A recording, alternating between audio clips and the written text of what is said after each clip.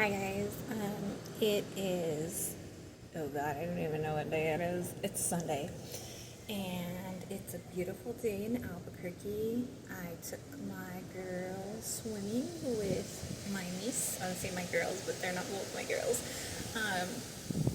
Swimming, and now it's been raining, so it's been really nice. I had a black top on, but anytime I connect with you guys, I want to make sure that I'm spreading as much light and love as I possibly can. So I changed my top to like a flowery top, just to kind of, that's how I feel and how I feel about you. And I just love you all so much. We're outside. We're going to have to deal with the airplane noise, the wind, cars. You might hear some fireworks. I don't even know. So today I want to show you something so cool that I found. And then I wanted to talk about depression. So we as a society label depression as something that is negative, and I don't believe that it is. So we say things are negative a lot when they're not. So it's just the need to go internally and kind of integrate what the new information that you have, that you've received in your life, the new feelings that you have, right? Everything is in and out, in and out. Compression, expression. Compression, expression. That's life. That is everything in life, right? You take it in, you gotta put it out. Take thoughts in, you bring them out through creation, your creative endeavors. If you're not doing that, maybe, that could be a reason why you might be having some type of problems in your life, maybe feeling a little down because you're not really expressing yourself creatively like you're supposed to be, like your mind and soul want you to be. So maybe that could be a reason you're feeling a little bit off. But going within, going in on your own, needing time and space on your own is not negative. It's not a bad thing, just because you need that time to, integrate all this new stuff. Because even though maybe you are going to the same job every day, you're going, but things evolve no matter what. No matter how much you want them to stay the same, they're going to change. So you need to take this information in, and then if you're, totally living a life where you're doing different things every day, you're learning new things every day, well, yeah, you've got to take a lot of time to kind of go in and say, what does this mean to me? What does this mean for me and myself and how I feel and the way that I want to live my life? So that's what you're doing. You're not doing anything wrong. There's nothing, you don't need medication because you're depressed. You're okay. It's a natural human function that society has labeled as negative. I'll say we because I'm a part of society, and I've, with my thought patterns and thought processes, definitely, added to the collective. So I'm going to say that, we just need to maybe stop labeling everything as negative. It's natural. It's absolutely natural. It's a human thing that we need. So I found this amazing book that I had, and at first I thought this was so it's engaging this, it's pronounced she, but I thought it was like Sidhe, so I was saying that in my head. Anyways, I found this really cool part in here. So basically what's happening is the gentleman that wrote this in 2017 is engaging with what they call a nature spirit, right? What we've termed, not they, we as society have termed as a nature spirit, the she, and you can look it up, it's supposed to be like an Irish nature spirit, I'm not sure. But he speaks with a person who I guess identifies as maybe a female. You absolutely don't have to listen to any of this. You can just go read the book. It's amazing. It's so cool. So let me read this to you. This cool part that I wanted to share with you.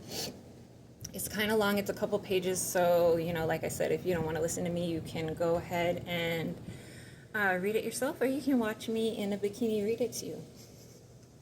Okay. So, let's go ahead. And just try to stay with me, okay? My way of meeting Mariel and getting to know her is facilitated by the faculty of imagination. This doesn't mean that she is imaginary. It does mean that she and I jointly use images in my mind as points of connection that can expand into a deeper communion of sharing and knowing. In this process, as I have come to know Mariel, I've gained an expanded understanding of imagination itself, including the different ways that she and I see and experience it. Since it is such an important tool, I felt discussing it would be an important way to begin the field notes to our conversations. We think of imagination as a capacity to form mental images. Most people probably think of it as an ability to make things up. If something is imaginary, it's not real. Certainly, we can make up images that have no basis in reality. In a broader sense, we may see it as creative ability. Certainly, everything that we have in our human world originated either in its form or in its application in someone's imagination. Someone thought up the cell phone and the automobile. For that matter, someone saw fire in nature and imagined its usefulness as a source of energy. In esoteric lore and teaching, imagination is not simply a creative tool, though it certainly is that, but also one of perception. We see through our imaginations in a way, this is true. Okay, sorry, I'm going too fast. In a way, this is true of physical perception as well. For our brain constructs the image of the world that we perceive out of the electromagnetic and biochemical impulses that come to it from the environment. In an analogous analogous way, subtle energies I may encounter in the non-physical environment also translate themselves into images in my mind through the imaginative function. How accurate these images are depends on a number of factors, but among them are the clarity, openness, and flexibility of my imagination. For Mariel, though, that's the lady who's supposed to be the nature spirit, imagination is not solely a private mental activity, but a way of describing part of the substance and fabric of the world. Here's what she said about this. Now, this is like the really interesting stuff. I'm getting bit by mosquitoes. Okay, so this is Mariel's response. For you, imagination is a subjective experience. For us, it is objective. It is a quality of fluidity and responsiveness within the life of the matter that forms the substance of our world. It is why our world is so directly responsive to our thoughts. In a way, you might say that we live in imagination. This is true for you too, but it is not so obvious because of the solidity of your world. The thought crystallizes more densely in your version of the physical dimension. Imagination bifurcates into what is within you and what is outside of you. So I'm going to read that one more time. Thought crystallizes more densely in your version of the physical dimension. Imagination bifurcates into what is within you and what is outside of you. Okay, so then the guy that's talking to her says, it seems to me that you're speaking of imagination as a substance rather than a function. And her response is, are you so sure that these are two separate things? In your world, yes, they manifest that way. In my world, less so. In the realms of consciousness in which the earth soul operates, the one you call Gaia, hardly at all. For us, imagination refers to a primal quality of matter. Think of it as grace within matter. The protein powder, the protein power to respond to creative will. It is a fluidity of being. When I imagine, I am engaging with this living, responsive presence within matter. But imagination is more than a function. What you experience as imagination is matter blending within the impulse of a thought and forming itself accordingly. You see it as a psychological function because you do not see these subtle forces at work taking on the shapes of what you are thinking. Imagination is the quality of matter that allows shape-shifting to occur. For you, imagination is an internal experience. For us, it is the substance of the world we live in. Let me see if I can make this clearer with clearer to you with this metaphor. Physical life began in the ancient oceans of the world.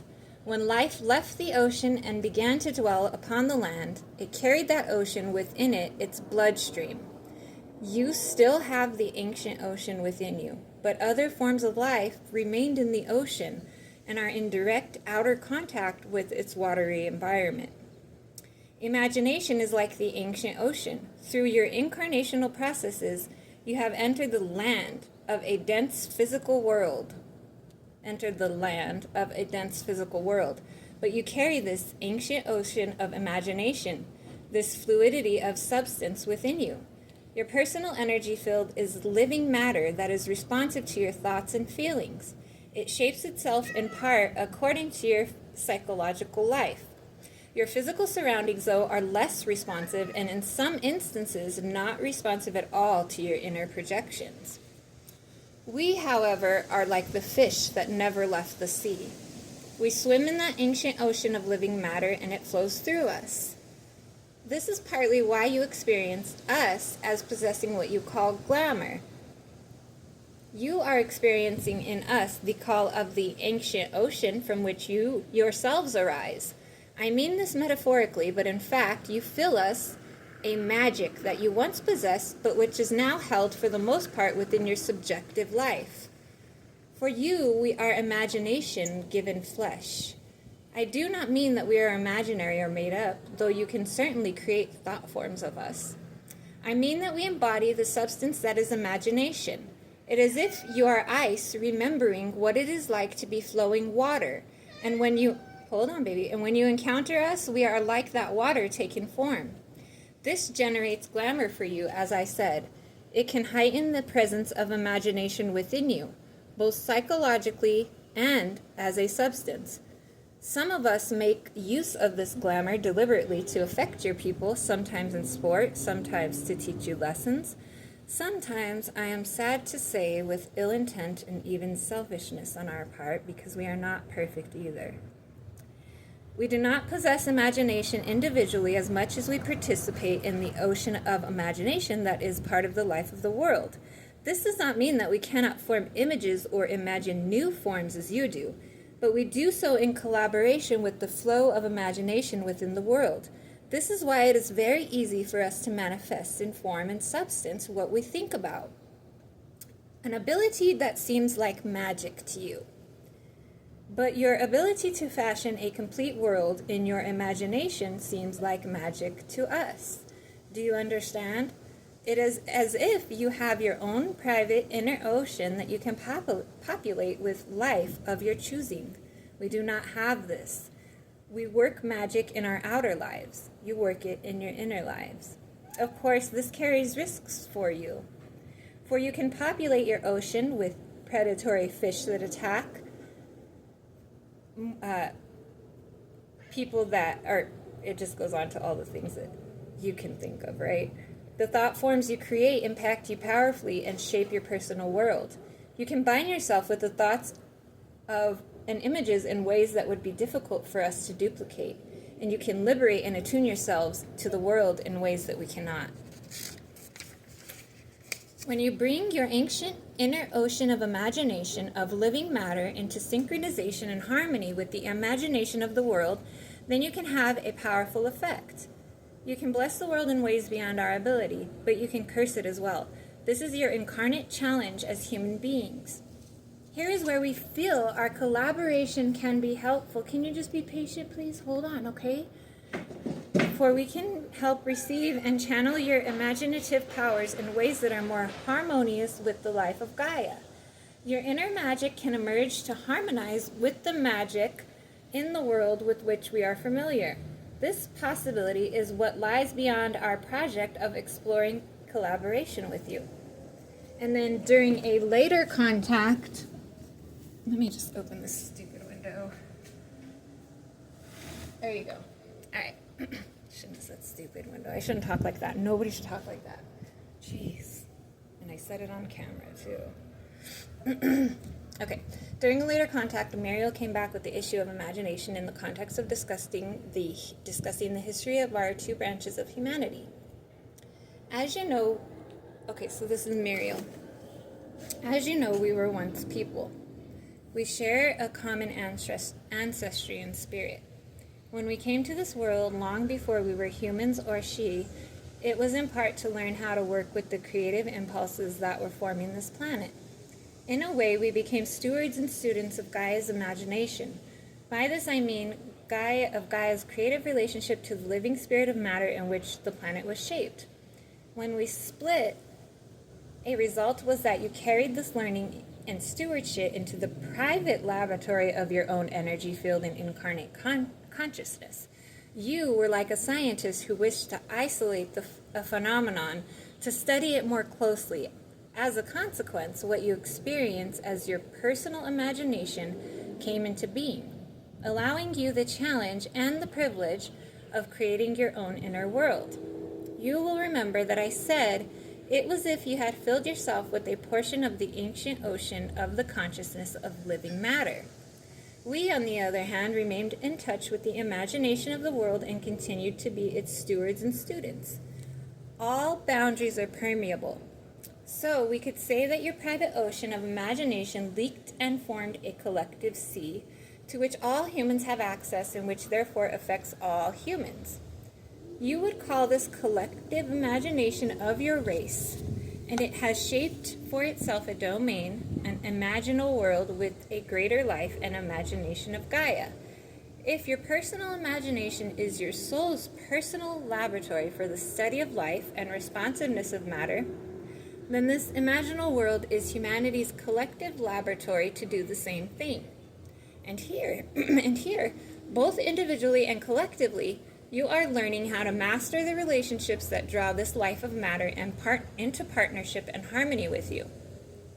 I put it this way because you are influenced by the idea of mind over matter and of using your imagination as a tool rather than as a partner. But imagination is a partnership, a relationship. We see it as the gracefulness of matter that allows it to mold itself in partnership. It is a way of being in the world and with the world that draws out and enhances the life within matter. You are learning this in the most intimate and personal way, which ultimately will give you much wisdom and power in the love you bring to the life of the world. Here's a way to think about this. Every day, through your thinking and feeling, you are shaping your inner world. If your private world were to become a collective world, if your imagination became the imagination of the world, and the world reflected the quality and direction of your thoughts and feelings, what kind of world would you really be living in? That is a great question. That is amazing. In effect, this happens already, for as I said, your inner world leaks constantly into the pool of imagination you all share, thus shaping the human world you experience. You are learning about nature and power of imagination in ways that we cannot, for we do not have private laboratories in the same that you do. But we swim in the large ocean of which your private sea is only a puddle. This does not make us more powerful, but makes us more connected. It's the connection that you lack. This is why your personal and collective thought forms can be so destructive. When you take an animal into the laboratory, you can study it and learn a great deal about its constitution. But what you will not learn is how it lives in its own habitat. You will not learn how it is part of its ecosystem. For that, you must live with the animal in the wild to learn how it is connected. You are dissecting and analyzing imagination and learning how it functions, but what you are not learning is how it is connected. We are the ecologists of imagination. We know what it is in its natural habitat. We live with it in the wild, whereas you live with it in the laboratory of your minds. If we pool our wisdom and insights together, we will be better able to fulfill the ancient mission of our common ancestor to understand to steward the imagination of the world. When Mariel began working on the card of deck of the she with Jeremy and me, she and her associates specified clearly that there should be no attempt to portray the she in the cards. So they did like a deck of cards that you can also look and find. You may suggest our presence and our qualities, she said, but do not create any images of us. When I asked her why, she said, We do not wish to fetter your imagination of who we are, but likewise do not wish to be fettered by your images. In one of her first conversations with me, Mariel had said that while she was solid in her own realm, the closer she came to my world, the wispier she got, such that her shape could be influenced by the human thought forms. She and her colleagues, and perhaps the she as a whole, are sensitive to the currents and influences of imagination. In her own world, she is in partnership with these currents in ways that support and solidify her chosen form. But when she comes into our world, the very sensitivity that makes this partnership possible also makes her vulnerable to be shaped by the power of our personal and collective imaginations. This is what was happening when my imagination of her became more and more human, as I described. It reached a point where it interfered rather than helped the contact. As she said, the less you imagine us, the more we are able to imagine ourselves in your consciousness. Because of these conversations, I asked Mariel what advice she or another she might offer about how we incarnate as humans, their cousins, how we might better use our imaginations. This is her reply. Because of the differences between us, my reflections may not be of as much value as those given by another of your kind. For you, imagination is something you do. For us, it is something you are. Yes, you use your imaginations to create unreal worlds for yourself, but you should not define the nature of imagination by this alone. It is not simply a means for making things up or even creative endeavor. You live in a world that you perceive as containing subjects and objects, those who act and those who are acted upon. My world only contains subjects. I think in terms of acting with rather than acting upon. For this reason, imagination to me is an experience of relationship. Imagination connects me to my world and its potentials. As I see it, imagination also connects you.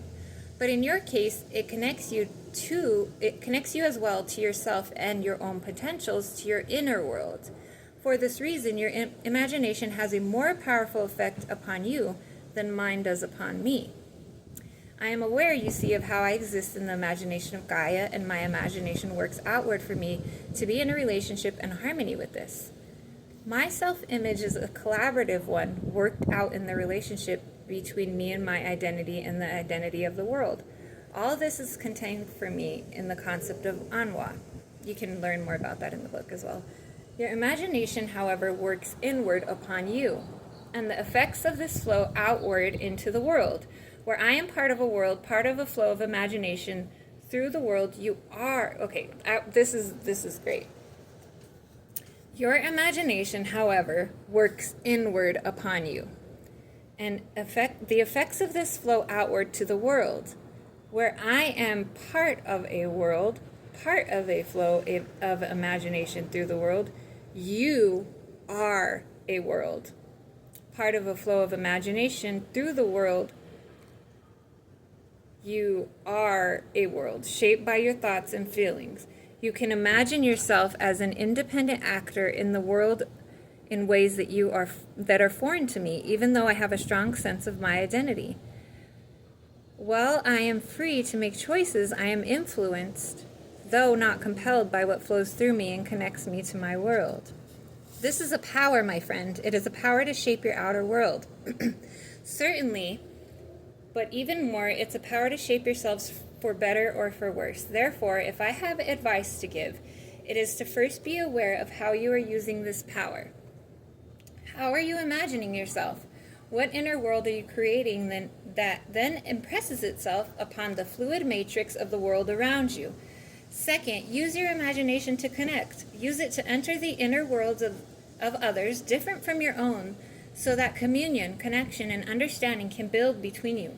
Use your imagination to love. Beyond this, it's not for me to say. You are in a different evolutionary condition than I am. You face different challenges and have different gifts and talents with which to meet them than I do. I am like a sea creature to your land animal, a creature of the ocean speaking to one who carries the ocean around inside him.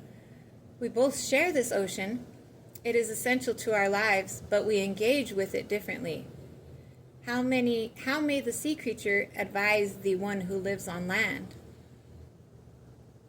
I don't know, that's so cool. Like, sorry for all the mess ups that I did when I was reading, but it was a lot to read, and I am so thankful that you let me read it to you. It's amazing, right? Like, so, okay, the whole point of this is that basically, no matter what what information you find, whether it's from here or from there or nature spirits, extraterrestrials, anyone trying to connect with you, they're all trying to let you know the same thing, and that is that you are the creator of your reality.